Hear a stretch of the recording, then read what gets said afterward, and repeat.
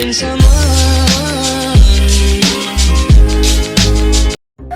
mga Day? Sa mga bago pa lang sa channel ko, ako nga pala ang inyong binibining marikit na dalangin. Ako ang binibining na ninanais mo. Char. So, ako nga pala si Camarillo at kung hindi ka pa nakapag-subscribe, mag-subscribe ka na at hit mo na yung notification bell. Sa video na to mga Day, I will show you how I made this do-it-yourself headboard. Mga Day, napaka-affordable ng aking pagkakagawa nitong headboard. And at the same time, ang ganda patingnan, di ba? So, what are you waiting for? Huwag mong skip ang panonood ng video na ito. Para mga Day, matutunan mo din yung natutunan ko. So, let's start! At this moment, I will introduce to you the materials needed in making our DIY headboard. Cardboard, cutter, foam, candle glue and glue gun, any kinds of fabric, pearls or beads, screw and screwdriver, scissor, and lastly, because we don't have batting, we will use a sock.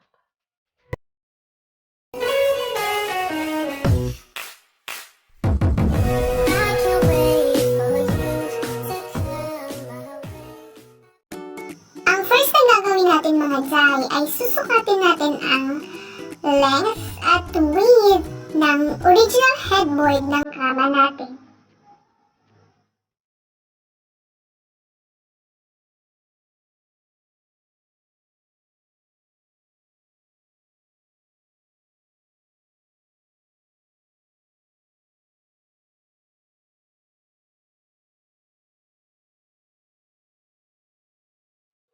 After we measure the length and width of the original headboard, we will make next a board using the measurement of the original headboard. Ang gagamitin natin dito ay illustration board, cardboard, or carton sa bahay ninyo na hindi nyo na ginagamit. So, sa case ko mga Day ay mas malaki yung sukat ng original headboard ng bed ko kaysa sa isang buong 1/2 illustration board. So, naisipan ko na kumuha ng 1/2 sa isang buong illustration board at saka ibinikit ko siya sa isang buong 1/2 illustration board. Gets nyo? So, para makuha natin yung size ng original headboard.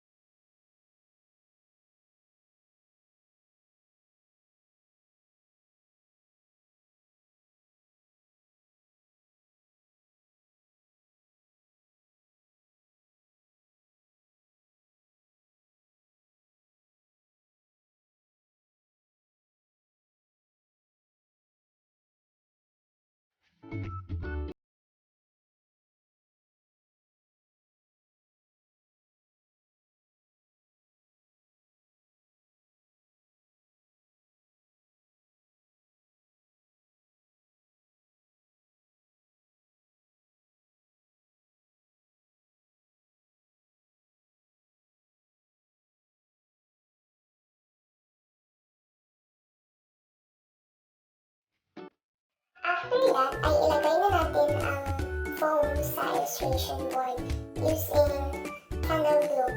Pero mas better if rugby ang gagamitin nyo sa pagdikit ng used foam sa illustration board. advice, mas magandang gamitin ang makapal na foam kaysa sa manipis. Pasensya na at manipis lang itong gamit ko na foam kasi wala kaming ibang foam.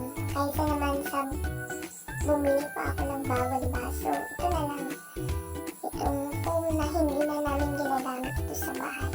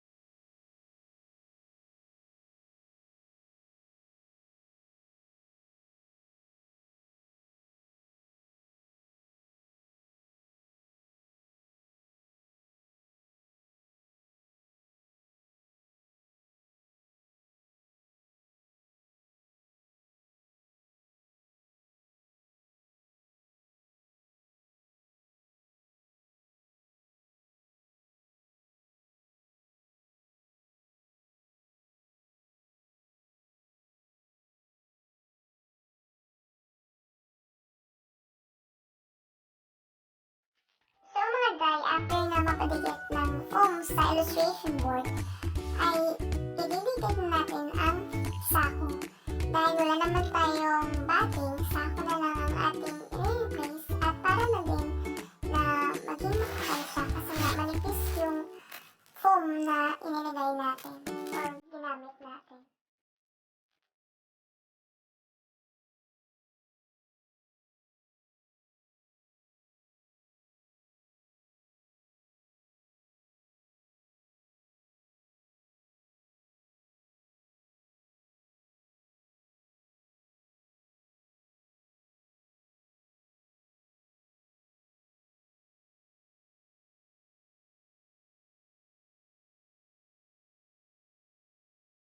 Pagkatapos mamansay ay ipapadikit na natin ang tela o ang fabric. One advice mga day, mas magandang gamitin ang stretchable na tela kaysa sa ginamit ko, which is silk na fabric.